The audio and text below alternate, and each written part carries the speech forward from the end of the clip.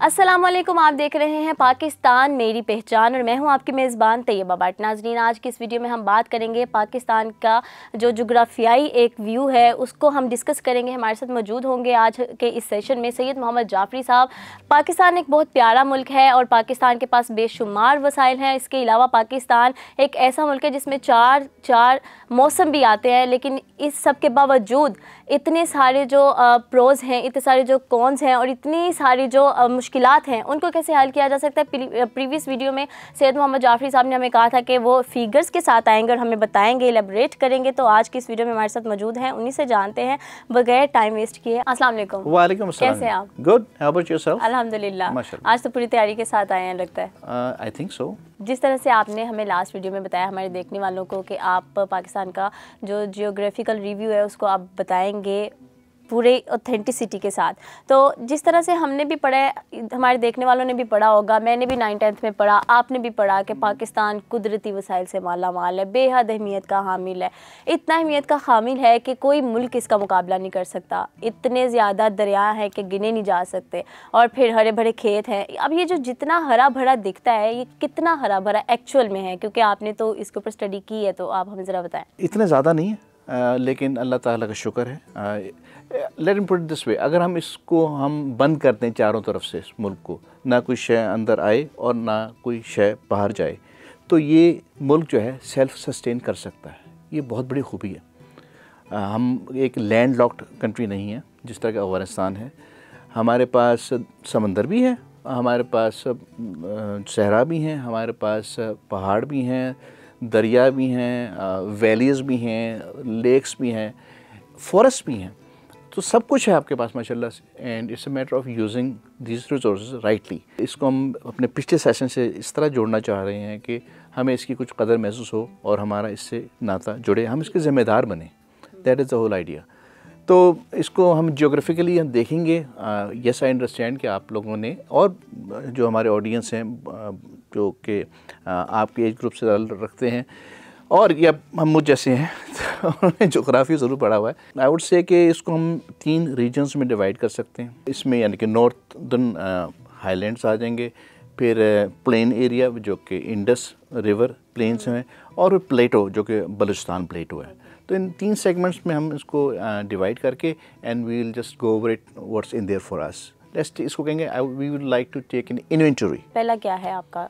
पहले देखिए, हम अपने आप को देखते हैं हम खड़े हुए कहाँ हैं, यानी कि हमारा मुल्क कहाँ खड़ा हुआ है। हमने देखा कि हमारे नॉर्थ में चाइना है, उसके बाद then in east you have got India, and then in west you have got Afghanistan and Iran.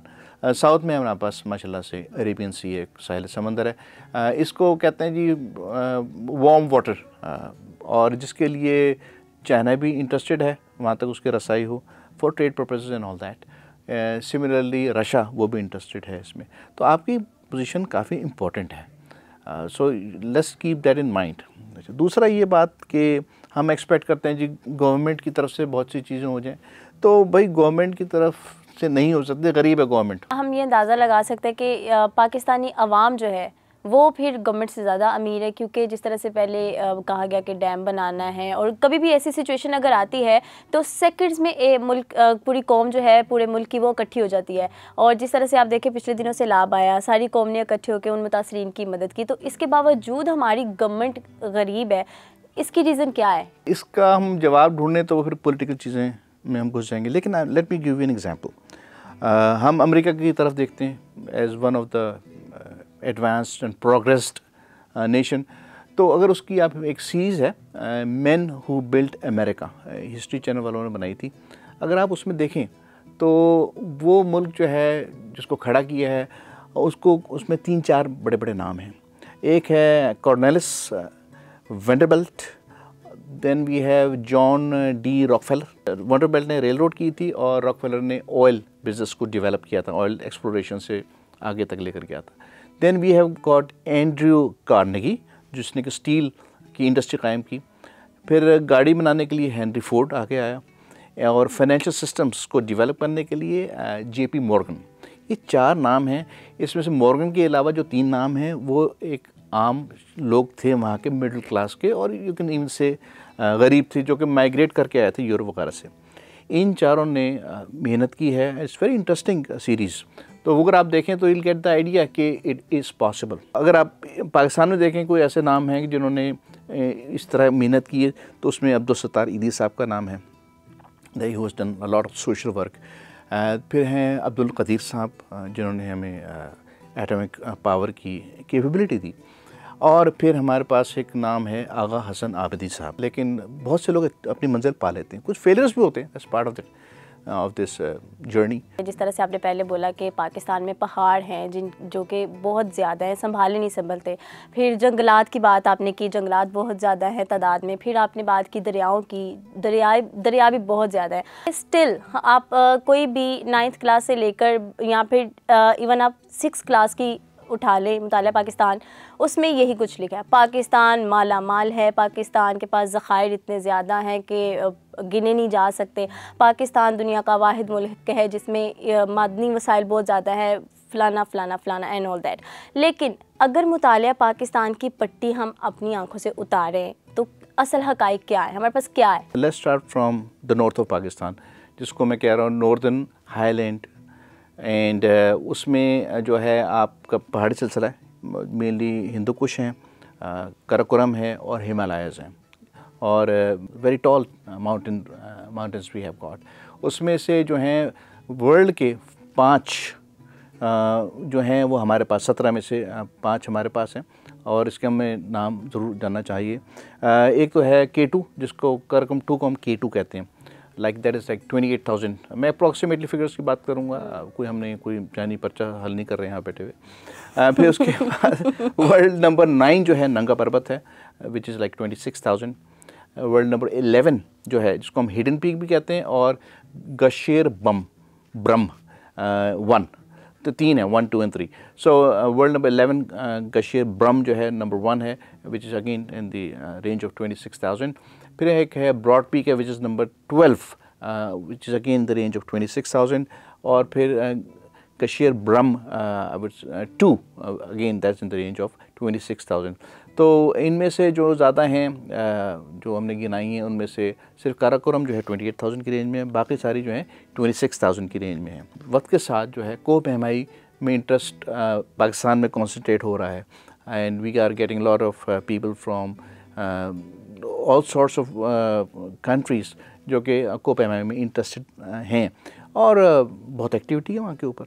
और so that's a good thing. अगर आप इसको हम देखेंगे तो इससे क्या हो रहा है, इससे ये हो रहा है कि एक टूरिज़म का एक सेगमेंट डेवलप हो रहा है।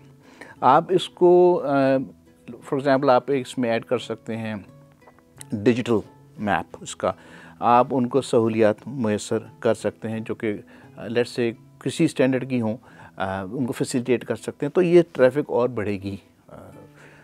सो that means you are promoting a segment in tourism. That's a positive part of that. अच्छा, ये तो हो गए पहाड़ों की, चोटियों की बातें हो गई। इसके अलावा हमारे पास वहाँ वैलीज़ भी हैं और ग्लेशियर्स भी हैं।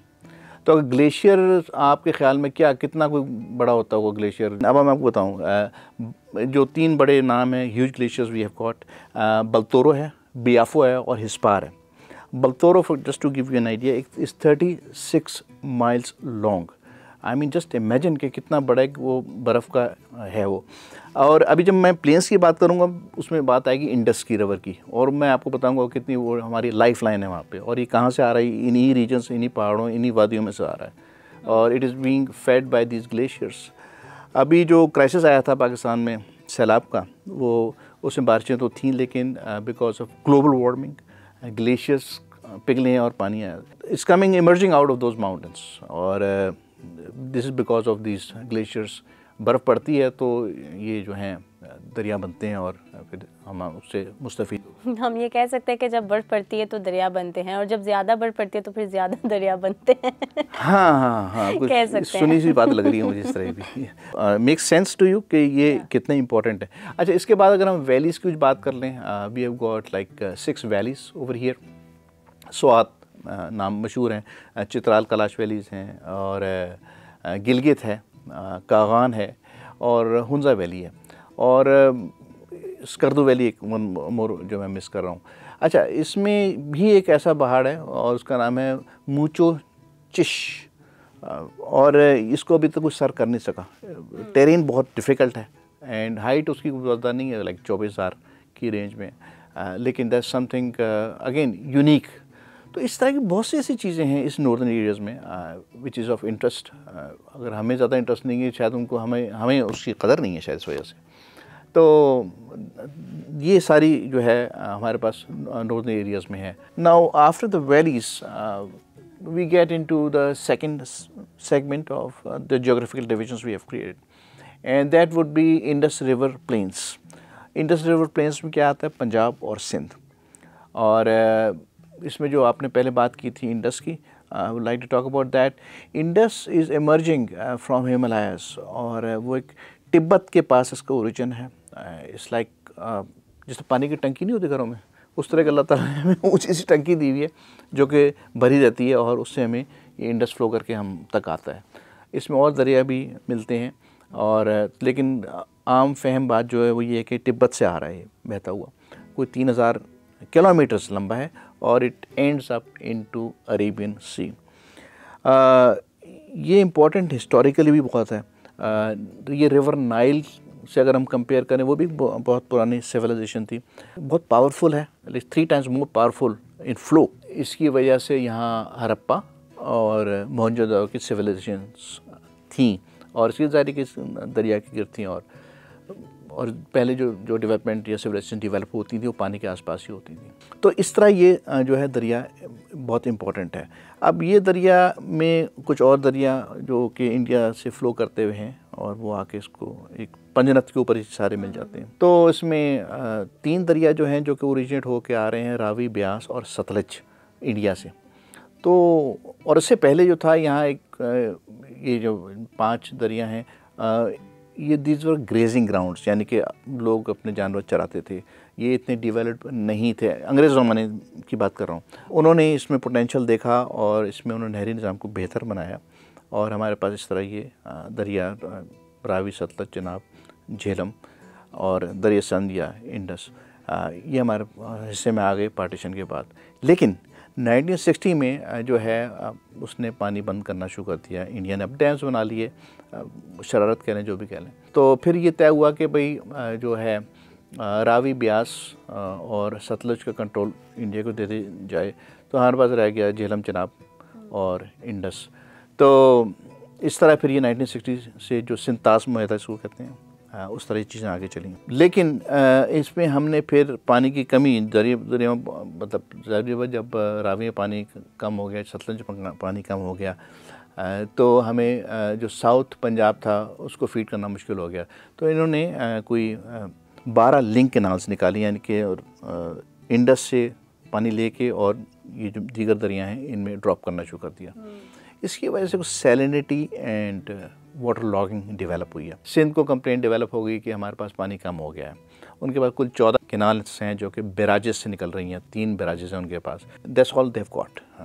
वहाँ वाटर की इतनी फरावानी नहीं है जितनी हमारे यानी कि पंजाब के एरिया में है, और वाटर टेबल भी उनका ड्रॉप हुआ है। That's what they are complaining. तो मसाइल तो हैं और पैदा होते हैं वक्त के साथ, उनको रिजॉल्व कर लेना चाहिए हमें। अभी तक हम यही सुनते आ रहे हैं कि कर लेना चाहिए, कर लेंगे, ये होगा कब? आप लोग करेंगे, हम लोग करेंगे, आप हमें करने कौन देगा? ऑडियंस के लोग सुन रहे हैं। It's a matter of creating an awareness. और अच्छा, इसमें और further let me we are not done yet with Indus river plane.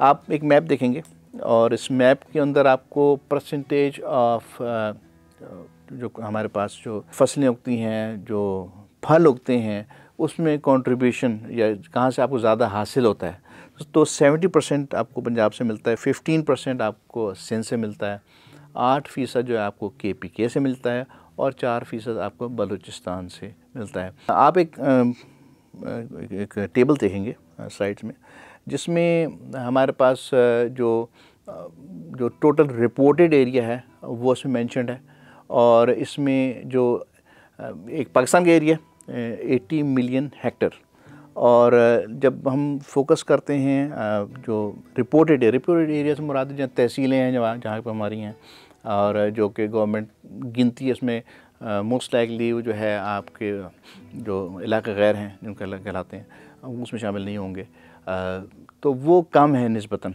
और बाय क्रॉप देखते हैं तो हमारे पास पंजाब की से जो फिगर्स गवर्नमेंट रिपोर्ट कर रही है, यानी कि पाकिस्तान ब्यूरो ऑफ स्टैटिस्टिक्स, उसके मुताबिक 73% प्रोडक्शन आपको पंजाब से मिल रही है, 15% सिंध से मिल रही है, KPK से 8% और बलूचिस्तान से एज ए सेड अर्लियर 4%।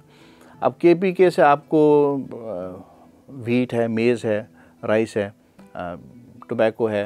मैं पंजाब की अगर देखता हूँ तो वीट है, कॉटन है, और ये हमारे पास इसमें जो ऐसी क्रॉप्स हैं, सिंध से हमें वीट एंड कॉटन मिलती है, rice, sugarcane. Let me hold you over there and let me comment that we are still living in agriculture age. हम उससे आगे नहीं बढ़ पाए 70 साल में। एग्रीकल्चर एज क्या होती है जी? आप एक टाइम पीरियड्स को का स्केल्स डेवलप हुए हैं, मैथोलॉजिकल हो सकता है, एस्ट्रोलॉजिकल हो सकता है, जियोलॉजिकल हो सकता है, कॉस्मोलॉजिकल हो सकता है। ये टाइम पीरियड्स हैं। इसमें एक होता है ह्यूमन टाइम पीरियड, और ह्यूमन टाइम पीरियड के अंदर आप एक डिवीजन करते हैं जिसमें कि प्री हिस्ट्री है, ancient history, so and so fourth. इसमें आ जाती है एक मॉडर्न हिस्ट्री, और उसके बाद आती है इंडस्ट्रियल एज। इंडस्ट्री से मुराद ये नहीं कि इंडस्ट्री आप लगा लें, बल्कि ह्यूज मशीनरीज हों, और ह्यूज मशीनरीज जब होंगी तो आपकी कल्टीवेशन जो है वो ज़्यादा एफिशिएंटली हो सकती है। हमारी GDP, gross domestic GDP production जो है वो थी 60% आज से 30 साल पहले, जो कि अब ड्रॉप होकर आ गई है 20-21 में 20%, 20% पे। 3 तरह का हमारे पास जो लैंड है वो है, या वो है owned by someone and they cultivate themselves, और या फिर कोई लीज पे ठेके पे ले लेते हैं, उसको खुद कल्टीवेट करते हैं, या फिर आपके मज़ारे हैं, यानी कि टेनेंट्स। तो मज़े की बात यह है कि 50% of the land is held by the tenants, और इसमें यानी कि और वो 15% हैं रूरल एरिया के, rest are all self employed. तो और जो इसका मतलब ये हो गया कि जो 65% जो हैं जो कि लैंड को होल्ड कर रहे हैं, उनके बाद जो अराज़ी है, जो लैंड है, वो है बहुत कम 2 हेक्टर, एंड इसकी वजह से उसमें मैकेनाइजेशन नहीं हो सकती, आप मशीनरी का इस्तेमाल नहीं कर सकते। अब ये क्यों हो रहा है कि लैंड छोटा होता जा रहा है? वो ये कि आपकी जो इनहेरिटेंस है उसमें लैंड दे दिया जाता है, और वो डिवाइड होते तो किनारों में बात पहुंच गई है, तो उसमें आप मैकेनाइजेशन इज़ नॉट फीजिबल। उसको क्या करें? जो इसको बेहतर समझते हैं वो कहते हैं जी 15 हेक्टर से ज़्यादा आप लैंड को डिवाइड ना होने दें। अगर फर्दर डिवाइड करेंगे तो एज ए सेड अर्लियर कि वो एफिशिएंसी उसकी ड्रॉप हो जाती है, तो उसको बेच के उनको पैसे दे दें आने वाली नस्लों को। That's how you can prevent this deterioration. तो अदरवाइज़ तो आप इसमें से निकल ही नहीं पाएंगे। आप you'll continue to just do this, use the primitive ways of cultivating the land। फिर आप दूसरी तरफ देखते हैं, डेवलप्ड कंट्रीज़ की तरफ देखते हैं, तो वहाँ जो लोग हैं वो खुद मशीनरी चलाते हैं। हम बहुत कम लोग यहाँ मशीनरी चलाते हैं। हम नौकरी नहीं ढूंढते एग्रीकल्चर में जाके, वहाँ कोई पे स्केल्स डिफाइंड नहीं है, आप मज़ारे बन के रह सकते हैं, लेकिन if you are looking for some better positions like managing a farm, ऐसी चीज़ एग्जिस्ट नहीं करती हमारे पाकिस्तान में। अब लास्ट जो segment of this division is the Balochistan area which is more of a plateau that is rich in minerals. आपकी जो मेजर नेचुरल गैस का रिजर्व, जिसको हम सुई गैस कहते हैं, सुई गैस इसलिए कहते हैं सुई से निकलती है, otherwise it's natural gas, methane gas. इसके अलावा जो डिस्कवरी है रिकोडिक में और सेंदक में, discovery of gold and copper, that is suppose to be done in near future. और अगर आपको इंटरेस्टिंग ये पता होगा, जब हम इस प्रोसेस से गुजर रहे थे एटम बॉम्ब बनाने के लिए, तो हमारे पास यूरेनियम की हमें तलाश थी, जो कि हम बाहर से नहीं ले पा रहे थे, तो we found it in Balochistan. इसके अलावा कोल की एक्सट्रैक्शन जारी है, लाइम है, जिप्सम है, मार्बल है, आयरन ओर्स है, ओनिक्स है। तो it's matter of just tapping into those resources. आसान काम नहीं है कि आपको खुदा लेकर पहुंच जाए, mining it's hell of a job. तो अगर ये कुछ हो जाए तो पोटेंशियल तो है ना, I mean you can tap on those resources. कैसे करेंगे? If we once we develop a link with this country, then there ways about it. ये नहीं कि कुछ हो नहीं सकता, आप एक स्टेप तो लें, आपके साथ और बहुत से हम ख्याल आपके साथ आएंगे। I think it's a very positive thing to say. Everything is possible. मैंने आपको earlier in this session I gave you an example of men who built America. That series is very inspiring and there's a lot to learn in there. Balochistan में इसके अलावा और क्या है, प्लेटो नहीं है बल्कि वहाँ जैसे said मिनरल्स हैं। then we have some mountain ranges over there. तख्त सुलेमान का आपने नाम सुना होगा, और जो है कोह सफ़ेद, those are the kind of famous things। और वहाँ हज़रत सुलेमान का वाक़या भी है कि वो वहाँ से जो है हिंद के एरिया को देखा करते थे, और दैट्स हिस्टोरिकल पॉइंट। और वहाँ उन्होंने एक माइलस्टोन डेवलप किया हुआ है दैट कैन बी विटनेस्ड। और in the end I would say कि let's talk about where the Indus river ends. as said earlier, it terminates in the Arabian Sea। वहाँ एक डेल्टा फॉर्मेशन होती है, और जो कि डिटेरिएट हो रही है, इसका फ़्लो कम होता जा रहा है, जो ड्रॉप। तो होता ही है कि अगर फ़्लो कम हो जाए रिवर का, which is landing into an ocean, तो वो फिर उस लैंड इरोजन शुरू हो जाती है। So that is one issue we have got, but we are having mangroves। mangroves एक plant है जिसमें जो मछलियाँ जो हैं वो अफजाइश पाती हैं, और वो बड़े ज़रूरी हैं, वर्ल्ड वाइड ज़रूरी हैं। उस पर हमारा काम हो रहा है, और कोस्ट के अलॉन्ग हमारे पास we have that kind of cultivation of mangroves, like 600,000 hectares of forestation हुई भी है वहाँ पे। एंड इसके अलावा फिर और बहुत सी चीज़ें हैं जो कि आपको अट्रैक्शंस हैं along the coast of Gwadar. That is a kind of thing. And आपको overview, I am just reiterating my self, just idea was to give an overview of the resources this country has got, which has been, I would say, misused and exploited. इनको हमने बचाना है, और again, as I said earlier, that when there is a will, there is a way, and we'll talk about some more things which are holding us back, or that would be like the colonization in Pakistan, the period we had, उसके असरात बड़ी बाकी हैं, और I'll give you some more information about that, and so that should be the interest on your next session. बहुत शुक्रिया आपका जी। सैयद मोहम्मद जाफ़री साहब हमारे साथ मौजूद थे, जिन्होंने हमें इतनी सारी चीज़ें बताई। जिस तरह इन्होंने बताया उससे यही अंदाज़ा लगाया जा सकता है कि पाकिस्तान में जितने ज़्यादा वसाइल हैं उससे भी ज़्यादा मसाइल हैं, तो उन मसाइल को किस तरह से हल किया जा सकता है। हमारी आने वाली वीडियो के सेशन में, अगले सेशन में हमारे साथ मौजूद रहेंगे सैयद मोहम्मद जाफ़री साहब। इन्हीं से जानेंगे हम कि किस तरह से इन मसाइल पर काबू किया जा सकता है, इन मसाइल को कैसे कंट्रोल किया जा सकता है। एक नए सेशन के साथ, एक नए टॉपिक के साथ दोबारा से हाजिर होंगे। तब तक के लिए अपना बहुत सारा ख्याल रखें। अल्लाह हाफ़िज़।